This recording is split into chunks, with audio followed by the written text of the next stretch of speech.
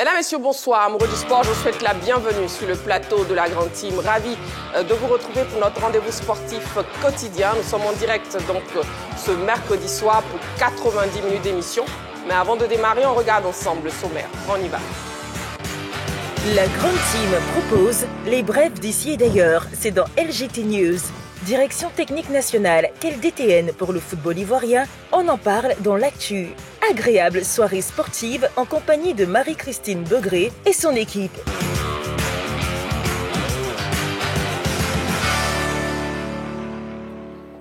Voilà, et la question LGT de ce soir, donc, direction technique nationale, quel DTN pour le football ivoirien? Ce sera donc le sujet principal de l'actu de ce soir. Et bien sûr, vous pourrez participer à l'émission comme chaque soir en nous appelant soit sur le numéro de téléphone de la 3, le téléphone dont le numéro est le 27 21 59 93 99, 27 21 59 93 99. Si vous nous appelez hors des frontières de la Côte d'Ivoire, n'oubliez pas l'indicatif plus 225, soit vous pouvez nous écrire sur la page Facebook de la 3 qui reste disponible pour vous chaque soir, du lundi au vendredi, puisque nous sommes en direct de 20h30 à 22h.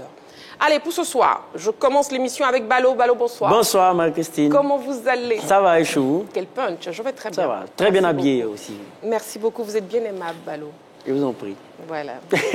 Bon, peut-être que vous êtes assis à côté de coach Kouadio Oui, Georges. il a été contaminé. C'est pour ça que, voilà, vous avez été contaminé. Donc des il a un œil de lens, c'est normal, il voit clair.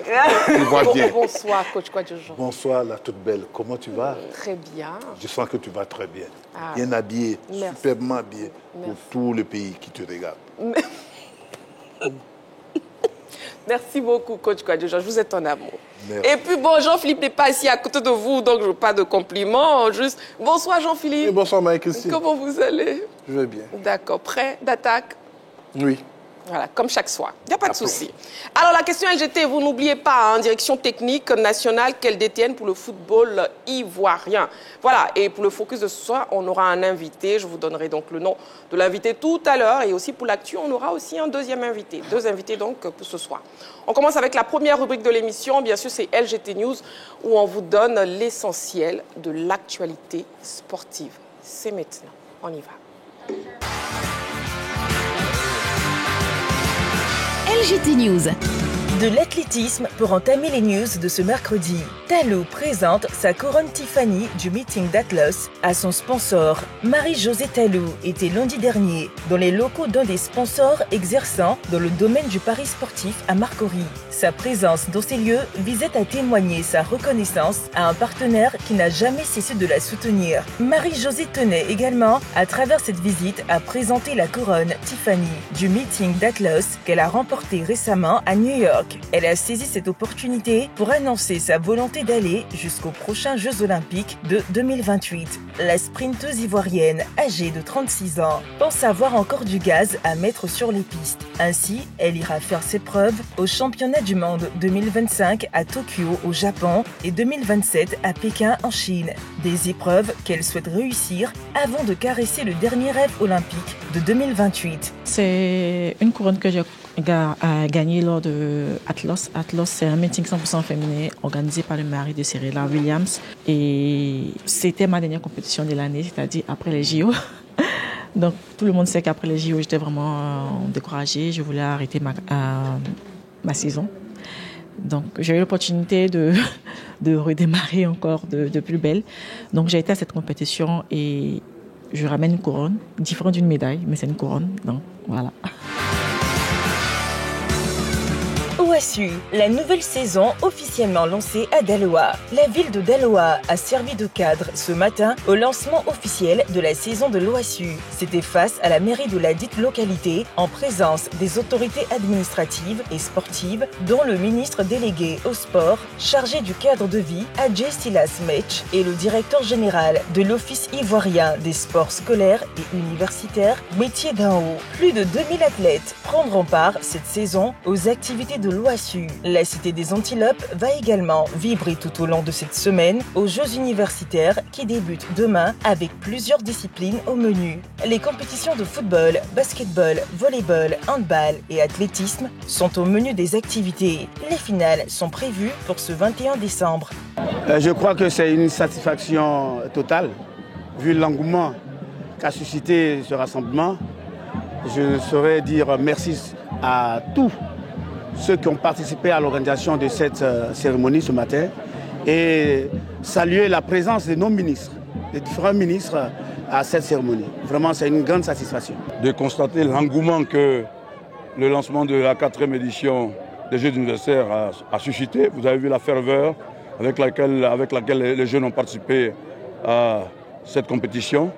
Je pense que l'OASU est le vivier dans lequel on doit puiser les futurs champions en les détectant et en les formant pour les rendre utiles au pays et les rendre utiles à eux-mêmes.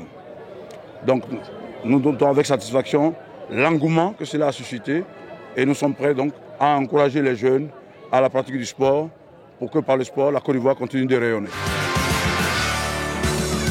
Vaucotruyenne, les meilleurs de la saison récompensés. La Fédération ivoirienne de Vaucotruyenne a organisé dimanche dernier une cérémonie de récompense pour valoriser tous les piliers de la discipline. C'était au siège de la dite fédération, située à Abobo-Belleville. Tout en saluant le mérite des athlètes, le président de la fédération, Ouattara Kolo, a félicité les arbitres pour leur rôle crucial tout au long de la saison 2024. En l'absence d'une subvention, l'homme fort de cette discipline martiale a mis la main à la poche pour récompenser les meilleurs de l'exercice. C'est au total la somme de 2 100 000 francs qui a été redistribuée. À noter que la fédération va clore définitivement sa saison à travers l'organisation de son traditionnel festival de Noël en fin de semaine, une compétition spécialement dédiée aux tout petits. Intéressons-nous au football. Issiawazi, Lolo Igor, nouveau directeur sportif. Issiawazi se donne les moyens de se maintenir en Ligue 2. En effet, en proie à des difficultés dans cette première partie du championnat, la formation du Rocher, en situation de relégable, vient de s'attacher les services d'un nouveau directeur sportif. Il s'agit de Lolo Igor. L'ancien académicien va devoir mettre en place un projet sportif d'une longue durée à même de tirer Issiawazi d'affaire. En tout cas, l'équipe de la présidente Ginette Ross fonde beaucoup d'espoir en cette nomination. Le club reste convaincu que cette nomination marque un tournant positif pour notre projet sportif et nos ambitions futures. Peut-on lire à travers le communiqué officiel publié par le service de communication du club. Football d'entreprise. Une 8e édition des Olympiades Mining réussie. Yamoussoukro a vibré au rythme de la 8e édition des Olympiades Mining. Un rendez-vous qui rassemble le secteur minier ivoirien autour d'activités scientifiques, sportives et festives. La journée scientifique du vendredi a fait place au sport le samedi sur les installations de l'INPHB. Plus de 2500 athlètes ont pris part à 23 disciplines sportives dont le football, le basketball, la natation, le volleyball, le maracana petit poteau. La cérémonie d'ouverture a été marquée par un défilé coloré par plus de 35 équipes participantes provenant de différentes entreprises. Au terme des compétitions, ce sont Lafigué et Persus Yaouré qui trônent au-dessus du lot avec 4 médailles, suivies de CMB 3 médailles et la Sodemi au pied du podium. Cette édition a été, au dire des organisateurs, la meilleure. Ils comptent pour la 9e édition inviter des pays de la sous-région dont le Burkina Faso et le Ghana qui ont manifesté de l'intérêt pour cette grande fête. Terminons les news avec le tournoi international du district autonome d'Abidjan, TIDA. La compétition bat son plein. Démarré lundi dernier, la 9e édition du tournoi international du district autonome d'Abidjan, U17, tient en haleine le public sportif. Et après 3 journées disputées entre le stade Robert Champroux de Marcory et le parc des sports de Treichville, on peut dire que les équipes sont à fond dans leur compétition. Il s'agit de Volcan FC, AFE, Seul FC, Derby Academy, Sélection U17 Côte d'Ivoire, Foot Sélection 225, Zoman FC et Gesser qui ont validé leur billet pour les quarts de finale du TIDA édition 2024. Ces quarts de finale s'annoncent explosifs.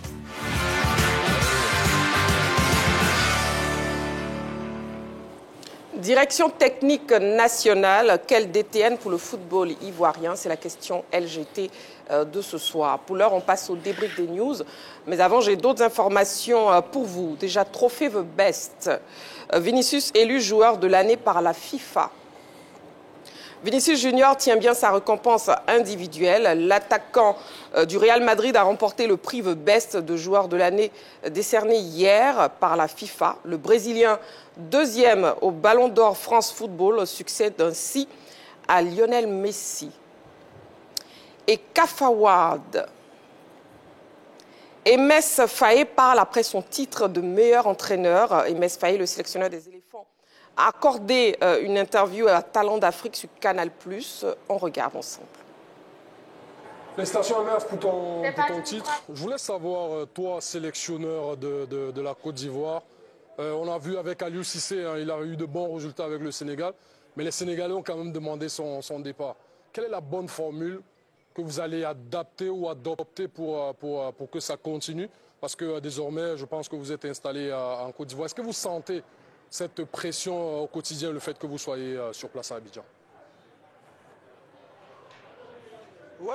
Après, quand tu es entraîneur en Afrique, que ce soit en Côte d'Ivoire ou que ce soit même au Cameroun, je pense qu'Aurélien, tu connais bien, la pression, elle est toujours là, même quand tu gagnes, même quand les résultats sont positifs. Tu dois maintenir le cap, parce que on sait qu'au bout d'un mauvais résultat, ça peut pencher de l'autre côté. Donc non, nous, on est vraiment concentrés, on est vraiment focus sur les objectifs qu'on a. Et on sait que pour les atteindre, ça va être très, très, très compliqué parce qu'on va être attendu face à tous nos adversaires. Il y a une CAN qui va arriver dans un an avec au moins, je dis bien au moins 10 équipes qui ont l'effectif pour remporter la CAN. Donc ça va être une CAN très, très difficile. Et pour les qualifs Coupe du Monde, c'est pareil. Il y a très peu de marge aujourd'hui entre les grosses nations, on va dire, et les nations un peu moins huppées. On voit que quand on regarde les qualifs Coupe du Monde, il y a très peu de favoris qui sont loin devant. C'est serré, c'est souvent un point. Il y a même le Sénégal qui est 2 ou 3e. Donc il y a peu de marge. Donc on peut pas se permettre de baisser notre regard. Donc nous, en tout cas, on va continuer à travailler très, très, très dur. On va continuer à garder nos valeurs. On ne va pas s'enflammer. On va rester les mêmes et puis on va essayer de travailler parce que, comme je l'ai dit, aujourd'hui en Afrique, il n'y a plus beaucoup de marge. Restez avec nous, Emers. On a encore 2 petites questions à vous poser. Justement, on va prendre celle de Donabil. Ouais, félicitations, Emers. Justement, tu répètes que vous êtes attendu, mais vous l'avez été presque déjà dès les éliminatoires CAN. Il y a eu 2 défaites, Zambie, Sierra Leone, si je ne dis pas de bêtises. Est-ce que ça t'inquiète, ces 2 défaites? Franchement, Nabil, je vais te dire la vérité, je vais être très très honnête avec toi. Ces 2 défaites, dans ce contexte-là, parce qu'il faut rappeler qu'on était qualifié avant la défaite face à la Zambie.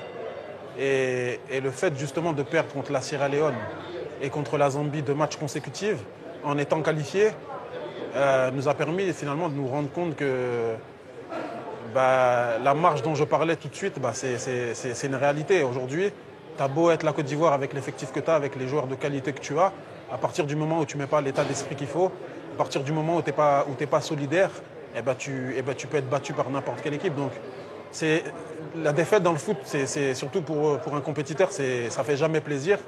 Mais avoir perdu, surtout face à la Zambie, en étant déjà qualifié, je pense que c'est finalement une chose qui nous aura servi à resserrer un peu les boulons, les vis et surtout faire prendre conscience aux joueurs plus facilement qu'on ne peut pas se permettre, même nous la Côte d'Ivoire avec les joueurs qu'on a, d'être à 30, 40, 50% parce que n'importe quelle équipe en Afrique peut nous battre. Merci beaucoup, Emers Faé. Le coach Emess Faé est un meilleur entraîneur de l'année africain. Jean-Philippe, un mot après son interview. Oui, je veux dire que la Côte d'Ivoire était quand même mise à l'honneur durant cette célébration du football africain, à cette CAF Awards 2024, à cette cérémonie, puisque en plus du trophée du meilleur entraîneur du continent, nous sommes sortis avec celui de la meilleure nation. Et on a eu Franck Kessié qui était nominé dans le 11 type. Sans oublier Simon Adengra qui était dans la shortlist des 5 meilleurs joueurs du continent africain cette année. C'est-à-dire que sur l'année 2024, la Côte d'Ivoire dans sa globalité a performé. Maintenant, pour en revenir au choix de Mels Faye, je dirais que c'est un choix logique au vu des concurrents qui ont été sélectionnés pour ce titre. Puisqu'il était champion d'Afrique dans un contexte très particulier, il le dit lui-même. On a tous vécu cette compétition qui, au sens large, était la plus relevée de l'histoire du football africain parce que je pense qu'il y avait seulement 2 équipes qui avaient remporté une Coupe d'Afrique des Nations qui n'était pas présente sur le sol ivoirien. Il y avait l'Éthiopie et si ma mémoire est bonne, je crois le Soudan, mais je vais vérifier, mais il n'y avait seulement que 2. Et donc dans le Congo, voilà le Congo. Donc on s'attendait à ce que ce soit une compétition très disputée et finalement la Côte d'Ivoire même, les éléphants y ont laissé quelques morceaux de défense avant de finalement, grâce à leur poids, s'imposer au finish. Et je pense que c'est ce qui a été récompensé. Il a fait également par la suite de très bonnes performances avec l'équipe nationale. Par exemple, aller battre une équipe de l'Uruguay qui n'était pas facile à manœuvrer du côté de la France à Lens. Et puis, bon, sur le continent, la Côte d'Ivoire s'est pratiquement imposée face à tous ses adversaires. Maintenant, c'est vrai que sur la fin, comme il a si bien dit dans l'interview, étant déjà qualifié pour la Coupe d'Afrique des Nations, il y a eu ce relâchement coupable au niveau de la sélection. Mais c'est mérité. Félicitations à lui, félicitations au football ivoirien. Et on espère que 2025 sera encore plus beau que 2024 pour nous. On espère. Jean-Philippe qui est déjà dans les souhaits de 2025. Bon, 2025, c'est dans quelques petits jours. Voilà, exactement. Le trophée The Best. Vinicius élu joueur de l'année par la FIFA. Ballot, oui, totalement mérité parce que Vinicius Junior a été la saison passée le fer de lance des victoires du Real Madrid, notamment en Ligue des Champions, en décantant des situations face au Bayern Munich, où le Real Madrid était parti pour perdre cette rencontre. Mais grâce à un Vinicius Junior toujours flamboyant dans son style caractéristique, il a permis au Real de se qualifier en finale et il a été même buteur sur cette finale. Donc incontestablement, il y a un Real Madrid avec Vinicius et sans Vinicius Junior. Et en plus de cela, il faut dire que Vinicius Junior, en plus d'être performant sur le terrain, incarne la lutte contre le racisme. Aujourd'hui en Espagne, il est le symbole de la lutte contre le racisme. Il a été plusieurs fois victime donc de racisme sur les pelouses espagnoles. Mais c'est lui qui est aujourd'hui le fer de lance de cette lutte. Donc il incarne quelque chose sur le terrain et en dehors. Ça compte aussi pour être désigné joueur de l'année. Donc oui, pour moi, c'est mérité. Ça prouve qu'au-delà aussi de cette victoire, le Real Madrid a réalisé le coup du siècle quand en mai 2017, ils sont allés chercher le jeune Vinicius Junior à 16 ans du côté du CR Flamengo pour un transfert de 45 millions d'euros en devançant le rival historique, le FC Barcelone. Donc lui, là, ce titre-là prouve que Florentino Pérez a été un visionnaire et que là, il a su poser les jalons du succès du Real Madrid à l'échelle mondiale. Donc félicitations, il n'y a rien à dire, c'est mérité et ça fait de lui aussi un potentiel Ballon d'Or France Football dans les années à venir. Et c'est une page historique aussi qui se tourne au niveau de The Best FIFA puisqu'il succède à Lionel Messi. Il y a eu une guéguerre entre Messi et Ronaldo pour le Ballon d'Or France Football et pour The Best FIFA. Aujourd'hui, c'est une page qui se tourne avec l'émergence de nouveaux joueurs, Rodri, Vinicius Junior et peut-être des joueurs comme Rodrigo. Donc un prix mérité, coach Kouadio Georges. Oui, c'est un prix largement mérité. Et ce n'est que justice faite, entre guillemets, parce que le monde entier était divisé peut-être en 2 ou en 3. Ou en 4 ou en 3. Non, on dirait en 2. Par rapport à ce ballon d'or que Rodri a gagné. Mais il a pris son mal en patience. On sait que c'est un joueur qui est venu du Brésil, vraiment très jeune, et qui a beaucoup appris de ses erreurs. Même on a vu une fois avec Benzema, ce n'était pas aussi facile, mais il a travaillé et on a vu que les 2 années qui viennent de s'écouler, il a porté le Real de tous ses bras. Et voilà que tout le monde pensait qu'il allait gagner le Ballon d'Or et puis il a été marqué. Mais je pense qu'un joueur doit être réconforté par moment, doit avoir le courage, doit être fort. Il a été fort et la FIFA a reconnu quelque chose. Avec ce trophée qu'il vient de gagner, je pense que ce n'est que justice faite. Et là, nous sommes tous heureux pour le football surtout. Elle était buteur tout à l'heure pour la victoire du Real. Merci Barlo aussi pour l'information complémentaire. Vinicius élu donc joueur de l'année par la FIFA. Voilà, donc fin du débrief pour LGT News et il est l'heure de passer au focus de ce soir. On y va.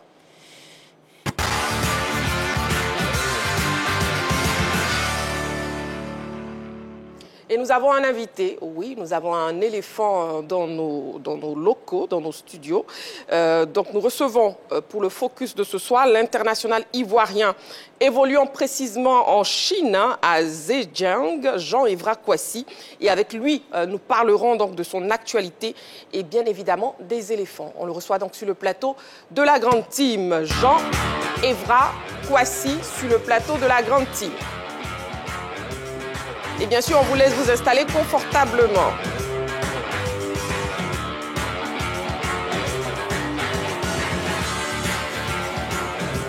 Voilà, Jean-Evra Kouassi, bonsoir. Bonsoir. Bienvenue sur le plateau de la grande team. Merci. D'accord. Bon, on est ravis de vous avoir sur le plateau. Et puis, dites-nous déjà comment vous vous portez. Ça va, par la grâce de Dieu, je vais super bien. Ça va. Ça va, vous allez super bien? Oui, ça va. D'accord. Bon, qu'est-ce qui vous emmène au pays ces temps-ci, sur la lagune Ébrié? C'est la fin du championnat, du coup, c'est les vacances. On vient voir la famille. D'accord, donc vous êtes là pour les fêtes de fin d'année. Exactement. C'est très bien. Bon, nous, on est ravis de profiter de cette occasion pour vous recevoir sur le plateau de la grande team. Merci. International ivoirien Jean-Evra Kouassi. Donc, de retour en Chine, après un passage en Turquie, déjà, quel bilan vous faites actuellement avec votre club? Bon, je dirais satisfaisant. Quand je suis arrivé, le club était, ils étaient à un niveau pas supérieur au niveau où ils sont maintenant. Du coup, on a travaillé. Je dirais que satisfaisant. Vous êtes satisfait? Oui. On a vos statistiques, justement, vos statistiques en club qu'on va voir. Oui, donc au niveau des statistiques, on a 26 matchs, 6 buts, 8 passes décisives. En AFC Champions League, c'est 6 matchs, 4 buts, 0 passes décisives, 1 carton jaune, 0 carton rouge, tout en ayant bien sûr sa fiche de présentation, 63 kg, âgé de 30 ans, ivoirien, 1m80 et évolue au club de Zhejiang. Voilà. Donc après avoir regardé vos statistiques, est-ce qu'on peut dire que la Chine vous réussit, Jean-Evra Kouassi? Bon, je dirais pas réussi, je dirais pour quelqu'un qui connaît bien le championnat, c'est le minimum. Parce que ça fait un bout de temps que je suis là-bas. Du coup, moi, je dirais que c'est le minimum que je peux faire. Et après, si ça passe bien, grâce à Dieu. Grâce à Dieu. Ouais. Bon, donc on se demande pourquoi la destination chinoise. Bon, nous, on vous pose la question du coup. Écoutez, aujourd'hui, moi, je pense que voilà, ça se passe même en Arabie Saoudite. Les gens diront oui, c'est les championnats exotiques et tout ça. Bien sûr, il y a aussi le côté financier qui est vraiment supérieur à celui de l'Europe. Mais moi, je pense que aujourd'hui, le football n'a pas de frontières. Il faut jouer. Partout où tu peux, tu dois jouer. Moi, aujourd'hui, je suis en Chine parce que déjà au début, c'était pour un projet. Père à son âme, le coach Alex Ferguson qui m'avait appelé en ce moment. Zoran Eriksson. Zoran, pardon. Eriksson, qui m'avait appelé en ce moment. Il m'avait expliqué un projet, mais après lui, il est parti, il m'a laissé là-bas. Donc du coup, j'ai continué comme ça avec. C'est comme ça que je suis parti en Chine. Et voilà, après, il s'est passé ce qui s'est passé. Et j'aime bien le championnat et je suis resté. Pourtant, plusieurs trouvent que vous avez énormément de talent pour vous imposer en Europe. Les talents, tout le monde là. Moi, je pense aussi qu'il faut aller là où on est bien. Je suis bien en Chine, voilà. Je peux être aussi mieux peut-être en Europe ou tout, mais là, je suis allé, c'est bien passé pour moi et je continue d'être là. D'accord. Donc, très amoureux du sport et de la grande team, nous avons un invité ce soir. Il s'agit de l'éléphant Jean-Evra Kouassi. Avec lui, nous parlons donc de son actualité, vu qu'il est présent actuellement au pays pour les fêtes de fin d'année à passer en famille. Et donc, la famille de la grande team le reçoit donc sur le plateau. Merci beaucoup. Merci. Balo, une question. Oui, une question concernant toujours la destination. Vous avez dit tout à l'heure que vous vous sentez bien en Chine.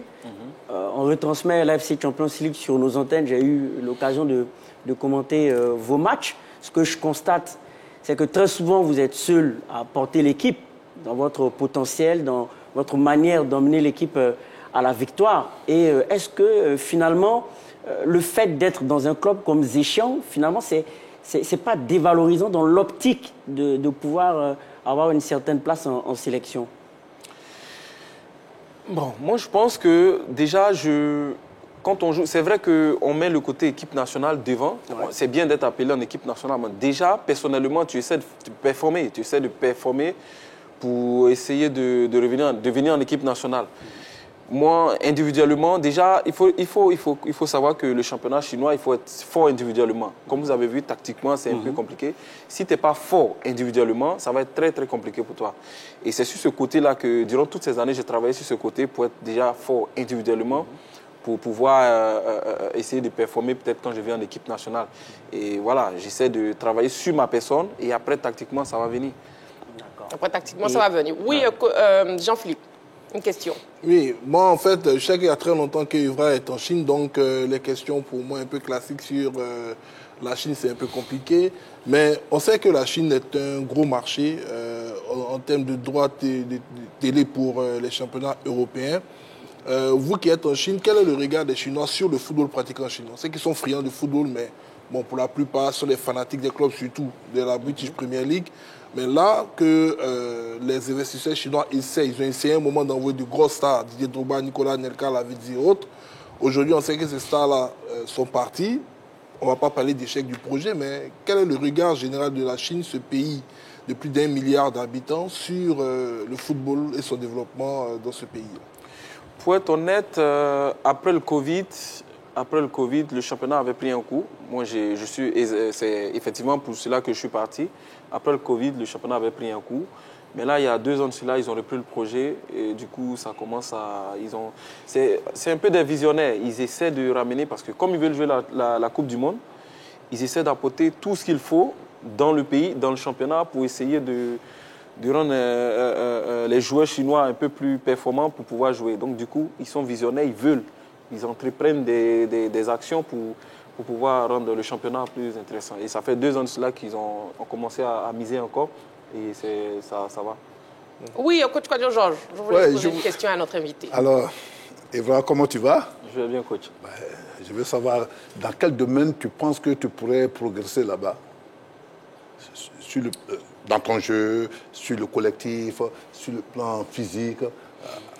Bon, comme je l'ai dit tout à l'heure, individuellement, c'est-à-dire que techniquement, c'est ça. Il faut vraiment avoir un niveau technique un peu élevé parce que tactiquement, comme je le disais, c'est un peu compliqué. Donc, du coup, quand tu as le ballon, il faut déjà être fort techniquement pour pouvoir t'en sortir. Donc, déjà, moi, je travaille beaucoup sur la technique pour pouvoir éviter ou pour pouvoir me débarrasser des défenseurs. Ça, c'était une question de coach. Hein. Oui, coach Kwadjo Georges, on va avancer. Oui, il faut qu'on avance, mais je voudrais savoir si la langue n'a pas été une barrière à un moment donné pour toi. Bien sûr. Ça, pour être honnête, il faut savoir que dans les premiers moments, quand je suis arrivé, les premières années, c'était difficile, la langue. Ça m'a pris, je crois, 5-6 ans pour pouvoir... donc maintenant, vous parlez chinois? Ça va, je comprends, ça va. D'accord, ok. Donc, comme on dit bienvenue en Côte d'Ivoire en chinois?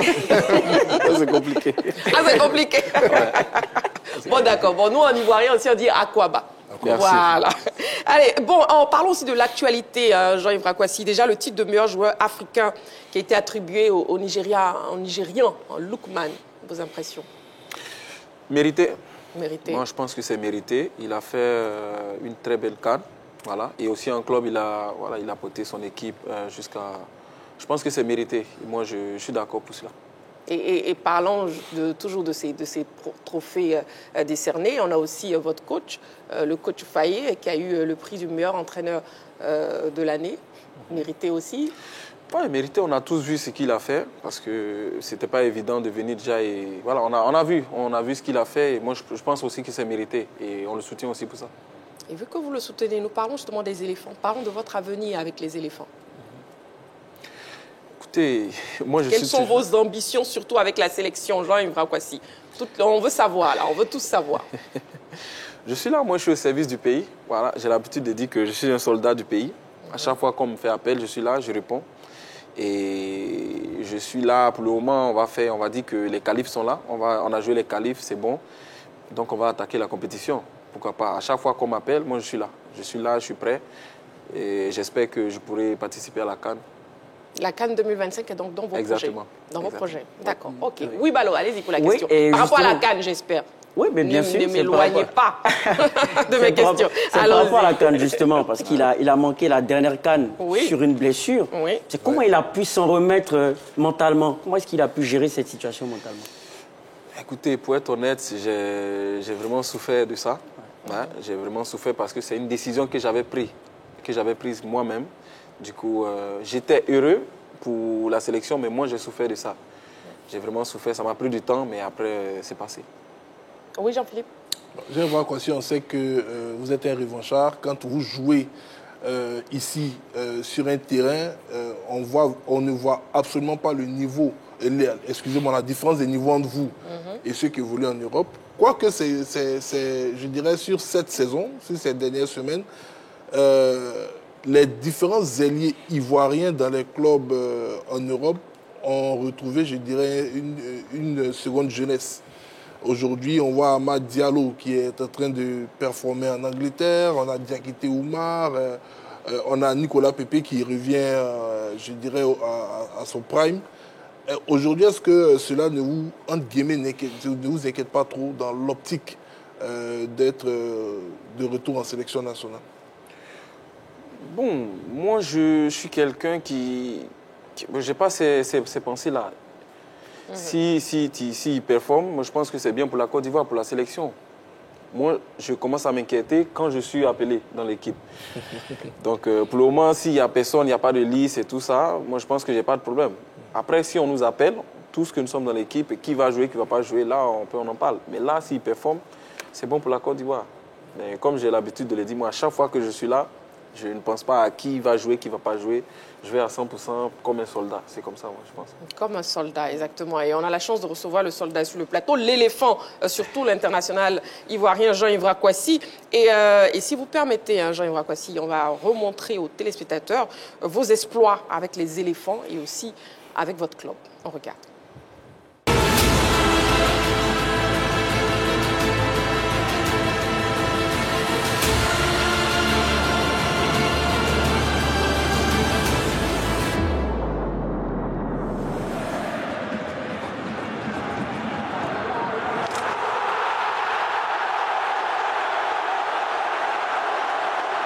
D'origine ghanéenne. Hein.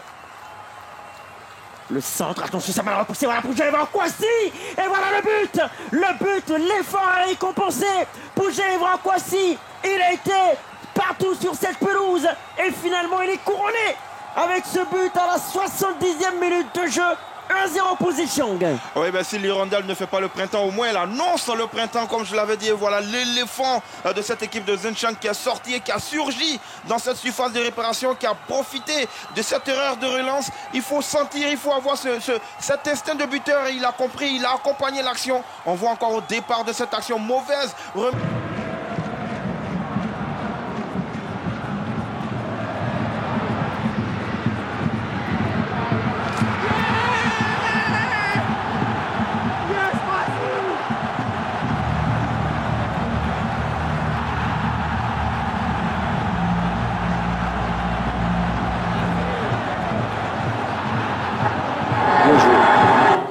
Voilà, et nous avons l'honneur de l'avoir sur le plateau de la grande team, Jean-Yves Kwasi. Oui, Jean-Philippe, une dernière question pour notre invité. Oui, Evra, aujourd'hui, on voit que l'un des problèmes, entre guillemets, l'une des difficultés pour la Côte d'Ivoire, c'est si au niveau des ailes, l'entraîneur n'a pas trop de soucis, c'est au poste de neuf, avec l'incertitude de Sébastien, son état de santé. Donc, il a fait beaucoup de changements à ce niveau. Vous avez débuté en tant que neuf. Est-ce que cela fait partie de vos projections pour 2025 quitter les côtés pour vous retrouver dans l'axe en position de neuf? Oui, pourquoi pas. C'est une position que je connais bien. En équipe nationale des jeunes, quand j'ai commencé, c'est une position que j'ai jouée beaucoup. Donc je connais bien la position. Jouer neuf, ça ne me poserait pas de problème. Ça va dépendre du coach. Moi, je suis quelqu'un, comme je le répète, je suis un soldat. On me dit, va là, je vais. Viens là, je vais. Moi, partout, on me met. Voilà, quand je suis à l'aise, je joue.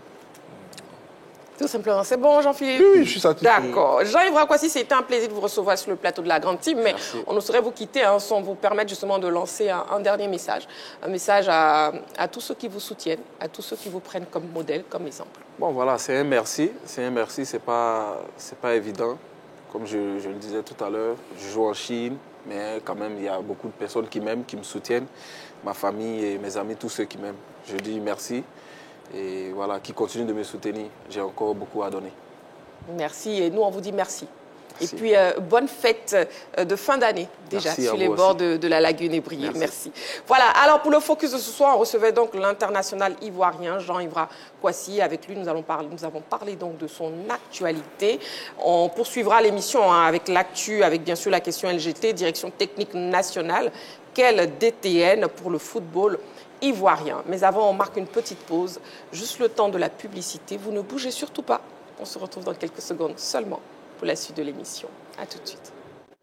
De retour sur le plateau de la Grande Team, toujours en direct. Et bien sûr, nous passons à l'actu. Il est grand temps.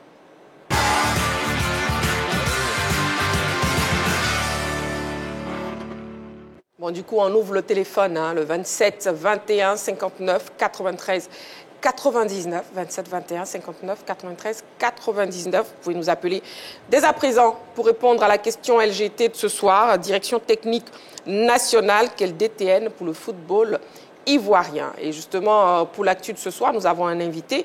Il s'agit de M. Boé Norbert François, ex-membre de la DTN. Bonsoir. Bonsoir, ma fille. Et bienvenue sur le plateau de la Grande Team. Je vous remercie. Voilà. Donc, le processus de nomination d'un nouveau directeur technique national est en cours à la Fédération ivoirienne de football. En attendant la désignation du nouveau DTN, il y a lieu de cerner le rôle de la direction technique nationale dans le développement du football ivoirien, ses missions et le profil des personnes chargées de l'animer. Ce sujet de la rédaction nous donne quelques éléments d'appréciation. On regarde. La Fédération ivoirienne de football, FIF, a lancé un processus de recrutement d'un directeur technique national, DTN, depuis le 25 novembre 2024. Le précédent titulaire du poste, le Français Ludovic Batelli, nommé en 2022 pour 2 ans renouvelables, n'a pas été reconduit dans ses fonctions. L'intérim est assuré actuellement par son adjoint Alain Guaméné en attendant le recrutement du nouveau DTN. La réception des dossiers de candidature a été close le 8 décembre dernier. Le processus est actuellement au stade de l'étude et de la sélection des candidatures par un jury mis en place par la FIF. En attendant la nomination du nouveau DTN, il y a lieu de cerner le rôle de la direction technique nationale dans le fonctionnement d'une fédération. Souvent présentée comme la structure chargée de la mise en œuvre du programme technique national, il est également attendu d'elle qu'elle définisse une philosophie de jeu propre aux sélections nationales, sans oublier qu'elle se doit de former les cadres techniques nationaux. En Côte d'Ivoire, la direction technique nationale n'échappe pas aux critiques de l'opinion sportive, notamment ces 2 dernières décennies. Depuis 2002, elle a été dirigée respectivement par Yéo-Paul Martial, Nguessan Clément, le Français Pascal Lafleuriel, Koné Thiégbé et le Français Ludovic Batelli. Quel est le profil qui conviendrait le mieux au football ivoirien pour les prochaines années? Quelles doivent être ses priorités? Direction technique nationale, quel DTN pour le football ivoirien? En deuxième partie de l'actu, très chers téléspectateurs, on fera le point après les matchs du jour Ligue 1 et Ligue 2. Bon, déjà nous avons un appelant. Nous avons un appelant. Bonsoir monsieur. Monsieur Taï. Oui. Bonsoir monsieur Taï. Bonsoir madame. Bienvenue sur le plateau de la Grande Team. Merci beaucoup. Voilà, et on vous écoute, direction technique nationale, quel DTN pour le football ivoirien, monsieur Taï?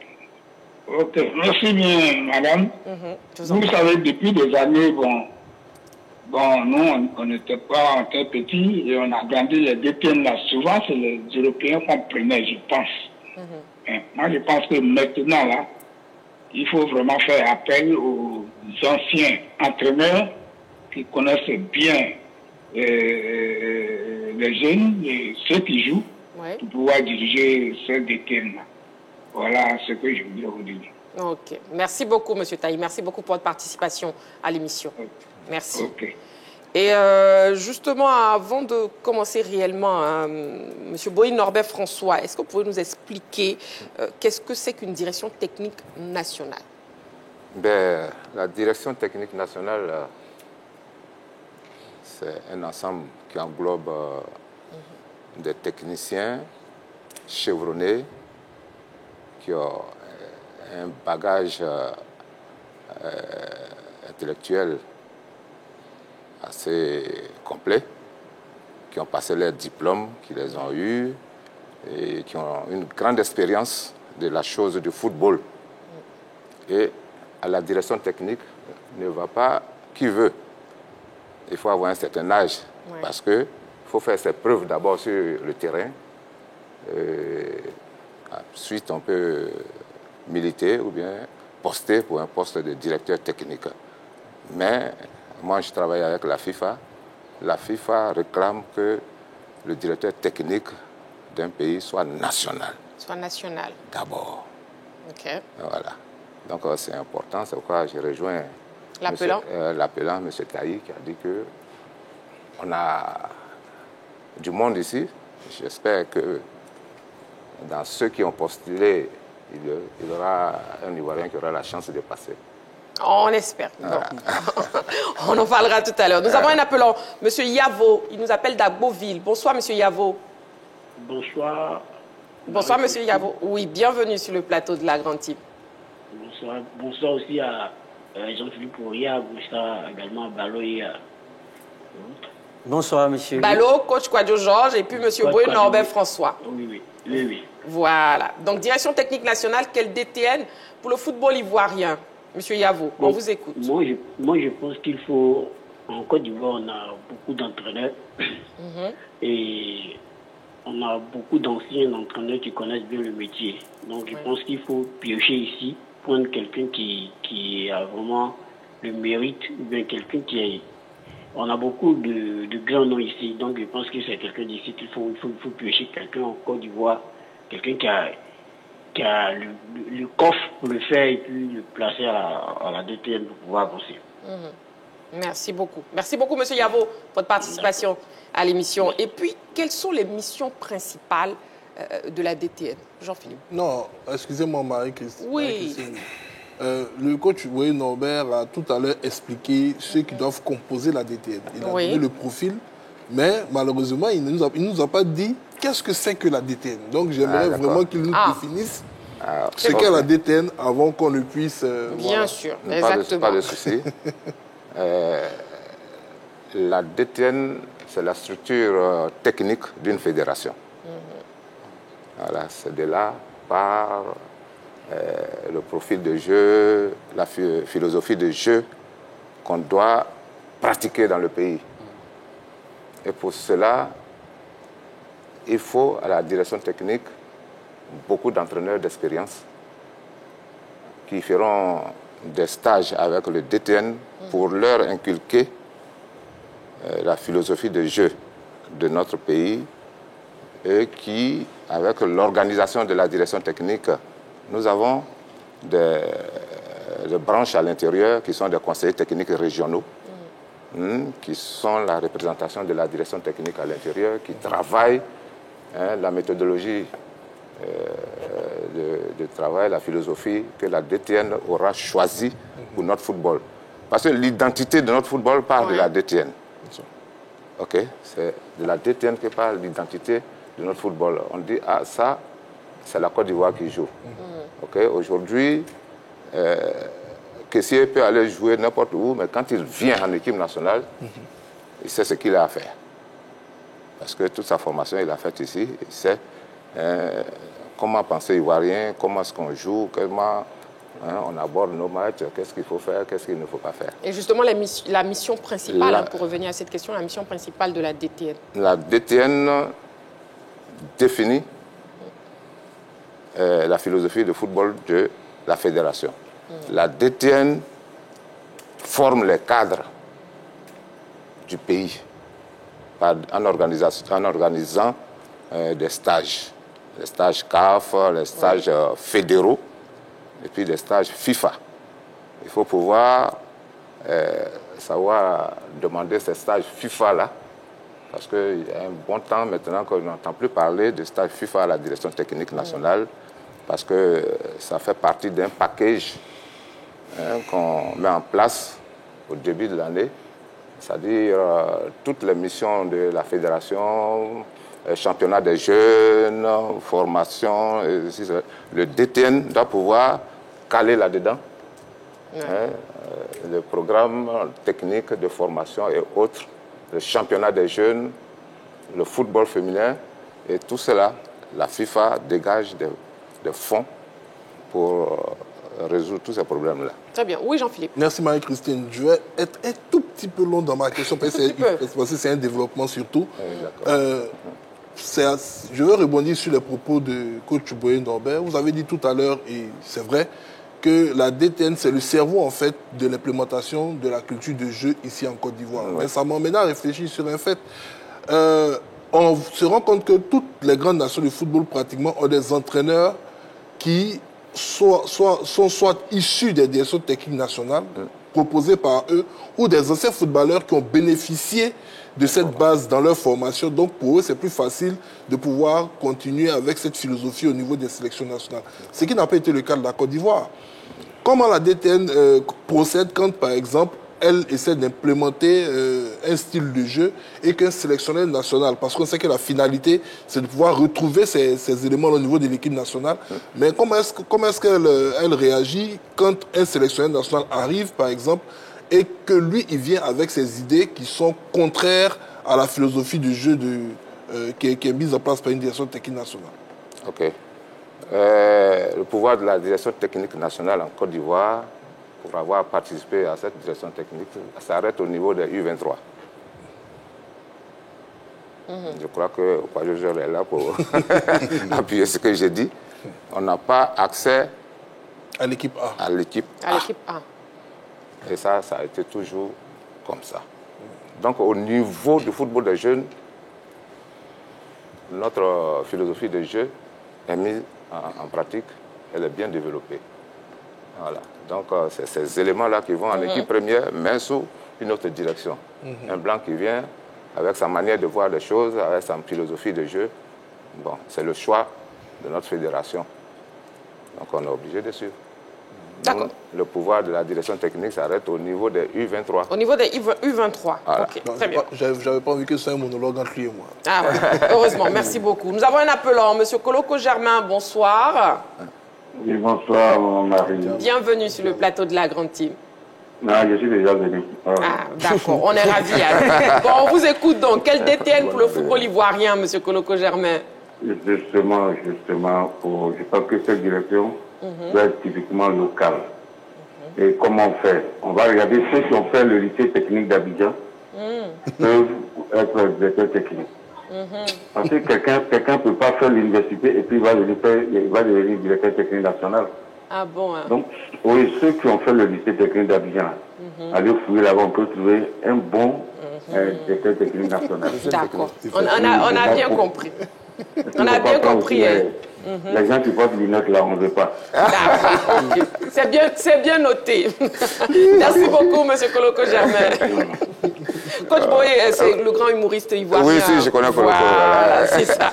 Donc, on comprend sa réponse. Et puis, justement, je vous propose déjà de voir la liste des DTN pour vous avancer, la liste des DTN de la Fédération ivoirienne de football depuis 2002. Oui, donc depuis 2002, déjà de 2002 à 2004, nous avons eu M. Robert Nouzaré. De 2006 à 2010, nous avons eu M. Yeo Paul Martial. En 2011, nous avons eu M. Jean-Marc Nobilo. De 2011 à 2012, encore M. Yeo Paul Martial qui est revenu donc, à la fonction. De 2012 à 2014, Nguessan Clément. De 2015 à 2017, M. Pascal Lafleuriel. De 2017 à 2022, M. Koné Thiebé. Et de 2022 à 2024, M. Ludovic Batelli. Voilà. Donc, déjà pour vous, je vous pose la question à vous tous. Hein, pour vous, quel est le profil du DTN qui conviendrait le mieux au football ivoirien? Coach Kouadio Georges, on vous écoute. Ben, comme l'a dit le coach Boye ici, il faut un national. ça ne souffre de rien. Il faut un national qui a une grosse expérience, qui a des connaissances et qui a un savoir-faire et qui va diriger une équipe qui va implémenter la philosophie du foot que nous aurons choisi selon notre identité, selon que nous sommes ivoiriens, sur toute l'étendue du territoire. Et donc, pour cela, ce DTN a une grosse équipe, celle d'avoir des CTR, des CTD, qui vont, eux, appliquer cette politique dans toutes les régions de Côte d'Ivoire. Ce qui va nous amener à avoir des jeunes gens qui vont venir et qui vont jouer le même football. Et c'est ce qui se passe aujourd'hui en Espagne. Quand vous allez en Espagne, des U6 jusqu'au senior, on ne s'arrête même pas au U23, ils pratiquent le même football. Donc, ils se connaissent, ils sentent la chose et c'est huilé. Sauf que ici, il n'y a que des DTN qui n'ont pas les moyens de leur politique. C'est-à-dire qu'ils sont recrutés en fonction d'un projet et ce projet ne peut pas s'établir parce que, par moment, il n'y a pas les moyens, donc on arrête et voilà. Donc ça change de DTN le jour au lendemain. Mais le DTN doit travailler dans la durée. Et puis, il faut qu'il y ait un DTN qui ait du caractère. Quel que soit ce qu'il a comme connaissance, il faut qu'il ait du caractère. Très bien. Je donne un seul exemple, que j'ai eu des difficultés, moi, et je dois passer un parchemin. Quand le DTN va déposer la liste, on dit non, on a un souci avec Kouadé Georges. Donc, lui, il ne va pas le faire. Vous comprenez que quand un DTN a du caractère, il dit non, il remplit toutes les conditions, vous ne pouvez pas empêcher quelqu'un de pouvoir étudier. Exactement. Il faut donc un DTN qui a du caractère. Du caractère, c'est très bien. Nous avons M. Camara, il nous appelle de la Riviera. Bonsoir, M. Camara. C'est coach Camara, s'il vous plaît. Ah bon, on m'a dit M. Camara, donc je dis M. Camara. Donc maintenant, vous me dites que vous êtes coach et vous voulez que je vous appelle Camara, coach. Oui. Vous voulez que je vous appelle coach ou vous voulez que je vous appelle monsieur? Appelez-moi coach. Voilà. Mieux. Donc, non, c'est pas une affaire, c'est mieux. Il fallait dire coach au téléphone avant qu'on me le passe le téléphone. Voilà. Je salue bien. Non, coach Camara, une seconde. Coach Camara, une seconde. Voilà. Oui. Posons les bases avant d'avancer, s'il vous plaît. Et Boy Norbert aussi, je leur dis bonsoir. Je dis bonsoir à tout le monde là-bas. Bonsoir, monsieur. Bonsoir, Camara. Oui. Coach Camara, je peux parler? Oui, allez-y. Voilà, très bien. Donc, bonsoir, coach Camara. C'est moi qui vous reçois en premier d'abord sur le plateau de la Grande Team. Donc, bonsoir, coach Camara. Et puis, je vous écoute, direction technique nationale, qu'elle détienne pour le football ivoirien. Vous pouvez vous exprimer maintenant. Oui, comme je vais m'emboîter le pas avec M. Kouadé Georges qui vient de dire que le DTN doit avoir vraiment du caractère. Ça, c'est le premier point même plus fort d'un DTN.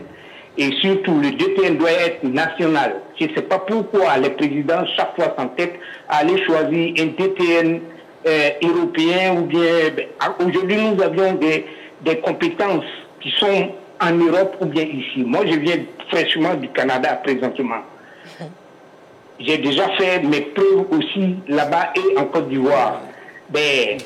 Souvent, on met quand même nos compétences à la disposition de la Côte d'Ivoire, mais jamais, il arrive des moments où on ne choisit jamais des Ivoiriens, des nationaux. Ça, c'est quand même aberrant. Le temps est venu maintenant de prendre des Ivoiriens à la tête de nos TTN. Je pense que les choses vont avancer comme ça. Très bien, c'est bien noté. Merci beaucoup, M. Camara, pour votre participation à l'émission. Voilà, c'était donc M. Camara qui nous appelait de la Riviera.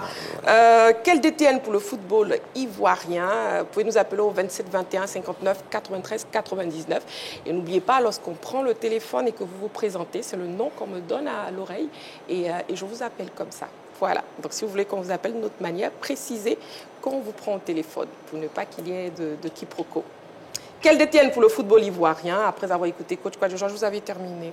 Je n'avais pas terminé, mais comme il y avait un auditeur, donc voilà. allez-y, terminez donc, Coach Kouadio. Je disais aussi que le DTN, c'est lui qui forme les cadres, et les cadres nationaux, les entraîneurs, et il délivre les diplômes à ces cadres-là.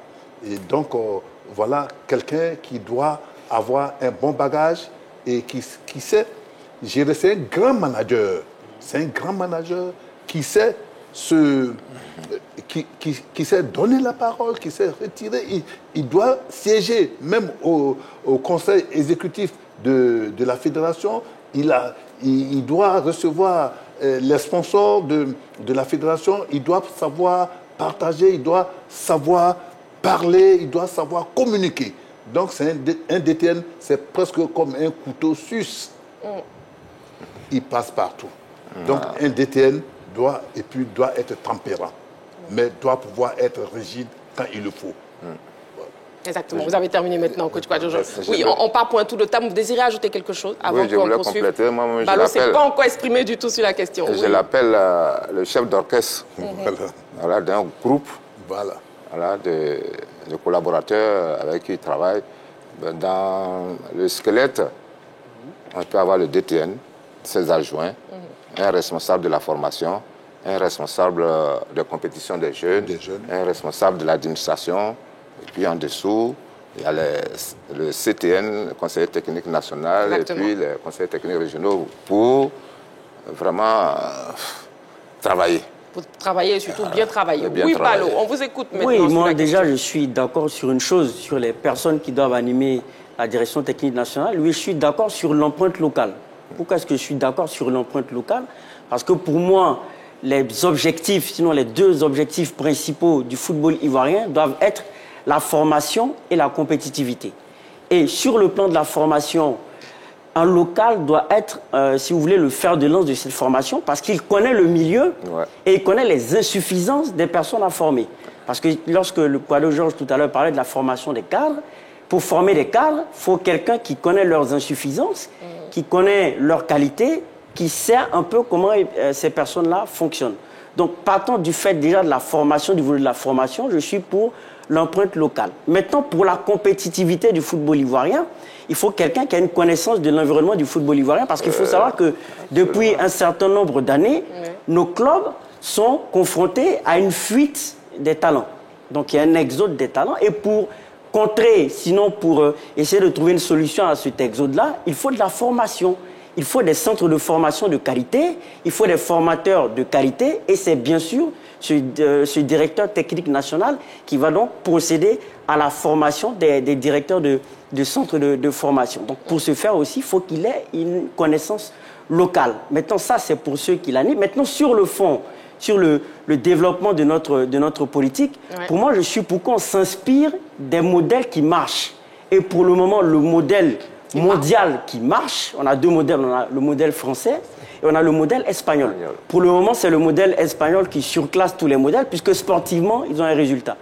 Au niveau de la sélection nationale, l'Espagne est l'équipe, l'une des équipes les plus titrées. Donc, pour ce fait-là, on peut s'inspirer du modèle espagnol. Mais qu'est-ce que c'est que le modèle espagnol?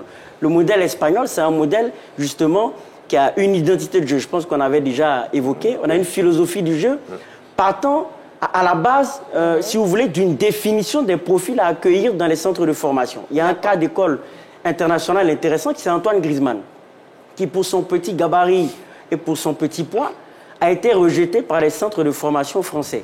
Et finalement, il a été accueilli par les centres de formation espagnols qui en ont fait une base, c'est-à-dire de petits gabarits, mais qui ont une technique exceptionnelle, qui sont doués techniquement. Et aujourd'hui, on a eu des résultats avec l'émergence de joueurs comme Andrés Iniesta, comme Xavi Hernandez. Donc on voit bien que là, il y a eu une définition préalable, une définition de base des profils à avoir, d'une politique générale à mener par l'Espagne, ce qui a emmené à cela. Donc ça peut nous emmener au niveau de la direction technique nationale à pourquoi pas développer des séminaires en Espagne sur comment est-ce que les centres de formation espagnols se développent. Au niveau de la direction technique française, il y a eu des séminaires en 2022 organisés au niveau de l'Angleterre pour s'inspirer du modèle anglais. Donc on peut en faire de même avec le futur directeur technique national en nous inspirant du modèle espagnol. Bien sûr du modèle espagnol et si vous voulez d'autres modèles qui marchent au niveau mondial en allant organiser des séminaires, en organisant des formations, surtout des formateurs au niveau des centres de formation à l'échelle internationale pour savoir comment est-ce que ça fonctionne, quelles sont les qualités à pouvoir reproduire ici, justement. D'accord. Donc, qu'elle détienne pour le football ivoirien, Ballot aimerait qu'on puisse s'inspirer surtout du modèle espagnol. Oui, sur le fond, mais pour ceux qui l'animent, ça doit être une empreinte locale, ça doit être bien des locaux. Ouais. C'est bien noté. Oui, Jean-Philippe, sur la question. Bon, je ne vais pas en faire un débat, même si je ne suis pas totalement d'accord avec certains points développés par Ballot, notamment sur l'inspiration d'autres modèles. Pour moi, je pense que le profil même du DTN, ce n'est pas ça le problème. Parce qu'unanimement, nous savons très bien que le profil qui devrait marcher, c'est un profil local. Et toutes les raisons ont été évoquées ici. Mais pour que ce profil local marche, il faut que celui qui va être choisi ait les moyens de pouvoir travailler. Parce qu'en réalité, la direction technique nationale n'a jamais été la priorité des tenants comme on appelle, du pouvoir des fédérations nationales. On parle aujourd'hui de nommer un directeur technique national, mais il va travailler où? Parce que le centre technique national, chaque année, il a une rénovation. Depuis qu'il était acquis, la FIFA donne telle somme d'argent, on rénove. La FIFA donne telle somme d'argent, on rénove. On rénove seulement le centre technique national. Vous imaginez, vous venez à la RTI, on vous donne votre loge et à chaque fois que vous devez avoir accès à votre loge, on dit non, c'est pas encore prêt. Nous sommes en train de faire la peinture tous les jours. Mais à un moment, vous n'allez pas pouvoir travailler. Du tout. Le directeur technique national, quand il va venir, qu'est-ce qu'il va trouver en place? Parce que quand on nomme un sélectionneur pour l'équipe A, quand il vient, il y a des bases. Il trouve un manager général, l'hôtel est déjà géré, sa chambre, les chasubles, tout est déjà géré. Mais le directeur technique national, au niveau de l'organigramme, est-ce que les CTN même sont connus? Est-ce que les CTN sont connus? Est-ce qu'il y a une administration? Donc, le monsieur, quand il va venir s'asseoir, si c'est un Ivoirien, il va prendre au bas mot 2 à 3 ans pour pouvoir asseoir déjà son organisation. Et malheureusement, il n'y aura pas de résultats pendant 2-3 ans et on va le juger pensant qu'il est mauvais. Parce que les directeurs techniques nationaux en Côte d'Ivoire n'ont jamais été soutenus. Ce n'est même pas le problème même de la Fédération du football. Si déjà elle dit, vous n'avez pas accès à l'équipe A, c'est là où on n'a pas besoin de direction technique nationale. Vous n'en avez pas besoin.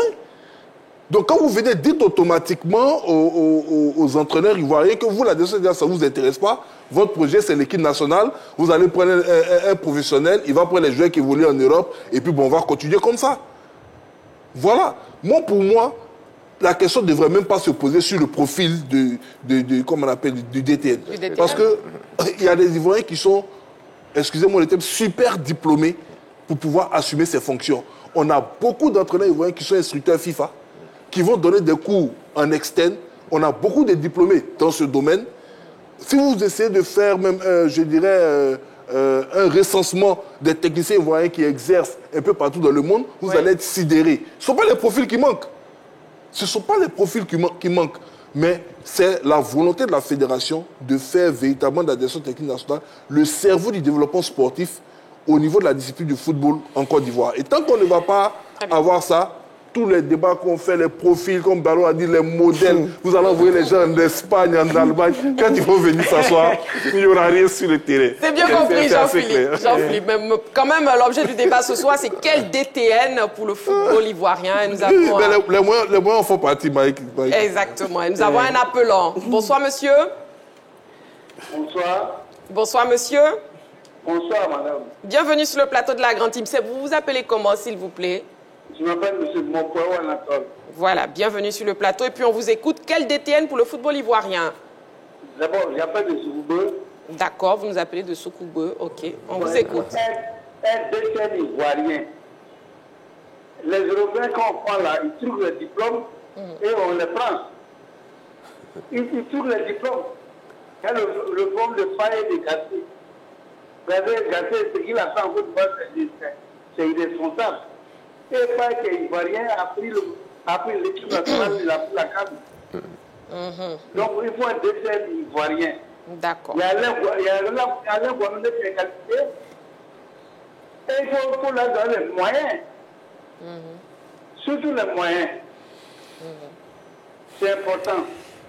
D'accord. Prendre un Ivoirien et puis le laisser comme ça sur lui, c'est pas normal. D'accord. Okay. Allez, merci madame. C'est bien noté. Merci beaucoup. Le merci est à vous. Merci beaucoup pour votre participation donc, à l'émission. Et puis, coach, justement, qu'est-ce qui a souvent posé problème au niveau de l'organisation des compétitions des jeunes? Les moyens. Les moyens. Encore les moyens. Les moyens. Quand nous étions aux affaires à la FIFA, oui. J'ai pu avoir, comment on appelle ça, $50 000 pour l'organisation du championnat de jeunes dans la sous-région, Côte d'Ivoire et 5 pays, dont la Côte d'Ivoire. Oui. Okay. On était en retard même dans la confection de nos dossiers. J'ai dit aux responsables là-bas que dans la sous-région, dans le cadre de la formation, je crois que la Côte d'Ivoire, c'est elle qui tire la charrue. Donc il faut attendre. Ils ont dit, bon, prends tout ton temps. Et quand la Côte d'Ivoire a complété son dossier, j'ai déposé et on nous a octroyé ça. Et il y avait aussi pour les arbitres. Les arbitres, oui. Donc on a formé les entraîneurs des équipes qui vont participer. Il y a un expert qui est venu, Jean-Pierre Morland, qui est venu. On a fait le stage à Bingerville et on a organisé le championnat. Voilà. Ça, c'est le championnat. Si le DTN fait son boulot, ok, et que la FIFA dit qu'elle n'a rien à chier. Oui, je m'excuse du mot, mais c'est le mot qui a été employé réellement. Employé, ok. Voilà. Donc, je ne fais que le répéter, c'est tout. Qu'il faut présenter de bons dossiers. De bons dossiers. Et ils libèrent les fonds pour les compétitions. Je crois que la balle est dans notre camp. Il y a un travail à faire au niveau de la direction technique pour avoir ces fonds-là et organiser notre championnat. D'accord. Les moyens financiers qui font défaut. Déjà, on sait que la CAF a annoncé des ristournes à hauteur de 14 millions de $, soit 8 milliards de francs CFA à la FIFA, à la Fédération ivoirienne de football. Bon, est-ce que ce n'est pas une bonne nouvelle, finalement, pour la DTN? Coach Kouadio Georges. Oui, je pense que c'est une bonne nouvelle. Il faut que les fonds arrivent où ça doit arriver. Et ça va passer, ça va aider le football ivoirien. Mais moi, je dis bien, quand vous parlez de profil, dans ce profil-là, il faut qu'il y ait la durée. Il faut qu'il y ait la durée. Un DTN qui est nommé pour 4 ans, il faut qu'il reste 4 ans et pouvoir faire le travail, qu'on lui donne les moyens financiers. Et il y a les moyens humains sont là, matériels sont là. Mais il faut avoir les moyens financiers pour pouvoir déployer tout le monde sur le terrain pour pouvoir faire le travail. D'accord. Oui, Balo, donc par rapport à cette somme donnée à la FIFA. Oui, ben, je me souviens que lors du symposium à Abidjan, j'ai interrogé moi-même le président de la Fédération ivoirienne de football sur le sujet. Il a dit qu'il ne faut pas que les gens se précipitent au préalable. Cet argent-là ne sera pas une manne de redistribution, de distribution au club ou à des acteurs du football ivoirien, qu'il y a un cahier de charges qui doit être défini par la Confédération africaine de football. C'est une fois que ce cahier de charges est défini que les moyens de la mise en œuvre de ces 8 milliards eh bien, seront définis. Donc, je pense que c'est ce qu'il a dit, il a insisté sur ce fait-là. Donc, je pense qu'on va attendre le cahier de charges de la Confédération africaine de football, mais on peut déjà, je pense, explorer des pistes sur l'utilisation éventuelle de ces 8 milliards qui doivent, à notre avis, à mon avis, je dis bien mon avis, doivent être redistribués pour le développement du football, surtout pour, si vous voulez, redynamiser la compétitivité, sinon la compétition, les compétitions de jeunes, je pense qu'ils doivent être, pour moi, un point de développement important. La direction technique nationale qu'elle détienne pour le football ivoirien, écoutons l'avis du public sportif ivoirien. Aujourd'hui, le football ivoirien est en train de prendre en tout cas une hauteur continentale, même plus de mondiale. Pourquoi pas? Moi, je pense qu'il faut faire d'abord confiance à nos nationaux. nationaux qui ont fait les mêmes écoles de formation que des expatriés pour qui nous avons toujours planché, alors que ce ne suit toujours pas. Et je suis sûr que dans le niveau des cadres sportifs ivoiriens, il y a des Ivoiriens qui ont de l'expérience, il y a des Ivoiriens qui ont fait la formation. Il faut juste leur faire confiance et leur mettre les moyens qu'il faut. Et nous pensons qu'avec ces moyens qu'il faut, ils pourront aller loin. Chaque fois que l'expérience a été faite, nous avons eu la satisfaction. Au niveau de l'encadrement national avec les entraîneurs nationaux, nous sommes allés loin. Je pense qu'il est temps qu'on fasse confiance aux Ivoiriens, qu'on fasse confiance aux Africains. Nous pouvons prendre exemple sur M. Fayet, qui nous a permis d'obtenir la Coupe d'Afrique. Alors pourquoi ne pas chercher chez nous? Je pense qu'il est préférable de chercher en Côte d'Ivoire ici. Pourquoi pas un Ivoirien? Parce que nous avons aussi des compétences qu'il faut valoriser. Donc je pense qu'il serait mieux de porter le choix sur un Africain. Pour moi, la personne idéale serait celui qui a les qualités nécessaires pour diriger cette fédération. Je n'ai pas de choix en tant que concernant peut-être l'origine de cette personne, mais pour une personne qui est vraiment apte à gérer cette fédération, pour nous donner les résultats qu'on attend et améliorer notre football. Sinon, concernant l'ethnie ou l'origine, cela m'importe peu. Que ce soit un blanc, un africain, tout me va, mais à condition que cette personne soit la mieux outillée pour nous aider à relever les défis que nous n'arrivons pas à relever aujourd'hui. Quel DTN pour le football ivoirien? Le temps imparti pour l'actu ne suffit pas, hein, je pense, un coach pour pouvoir éplucher en fond et en large ce dossier. Donc, quand même, un dernier mot par rapport à ce sujet. Je dirais qu'il est temps qu'on fasse confiance aux nationaux. Aux nationaux, oui. Qu'on fasse confiance aux nationaux et surtout de mettre à leur disposition les moyens pour développer leur politique. Les moyens pour qu'ils puissent développer notre football, faire ce qu'il faut pour que nos enfants puissent progresser. Voilà. Je crois que c'est à ce niveau que ça se situe. Sinon, les connaissances, les structures, tout ce qu'il faut faire, nous l'avons. Voilà. L'expertise est là. L'expertise est là. Jean-Philippe? Ben, écoutez, je pense que tout a été dit concernant ce qu'il faut faire pour avoir quelqu'un pour ce poste. Hein. Moi, je souriais tout à l'heure, sans rebondir sur les fins des propos de Ballot sur la question. Oui, c'est assez rigolo parce qu'on apprend comme ça que la Confédération africaine de football... Là, on parlait par rapport aux 8 milliards. Voilà, elle décide d'un montant octroyé sans avoir réfléchi au préalable, au cahier de charge. Non, elle a déjà réfléchi, mais elle doit mettre à disposition le cahier de charge et les orientations. Elle a réfléchi, mais pour mettre à disposition un cahier de charge, ça attend 15 mois. Ah bon, en tout cas, ce n'est pas après, c'est une interprétation. Ah, mais voilà, puisque jusqu'à aujourd'hui, on n'a même pas encore le retour sur la disponibilité des fonds et sur son utilisation. Donc, on ne peut pas, tout simplement dire que le cahier de charge est arrivé. Bon, moi, ce n'est pas ça mon souci premier, mais il y a des niches, comme l'a si bien dit coach Boé, il y a des niches.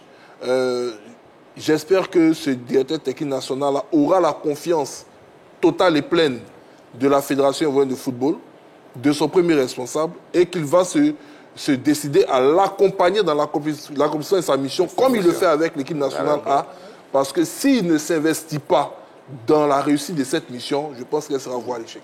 Coach Georges?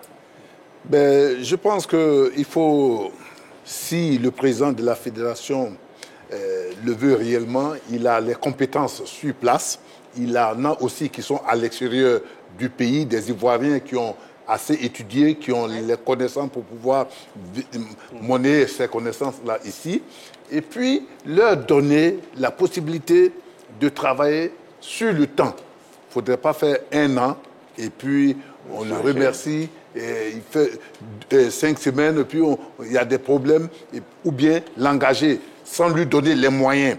Donc il va se tourner les pouces à la direction technique nationale, il arrive, il n'a pas les gens. Il faut lui donner les moyens pleinement pour qu'il puisse travailler. Et s'il a les moyens, on a les hommes ici sur place pour faire le travail.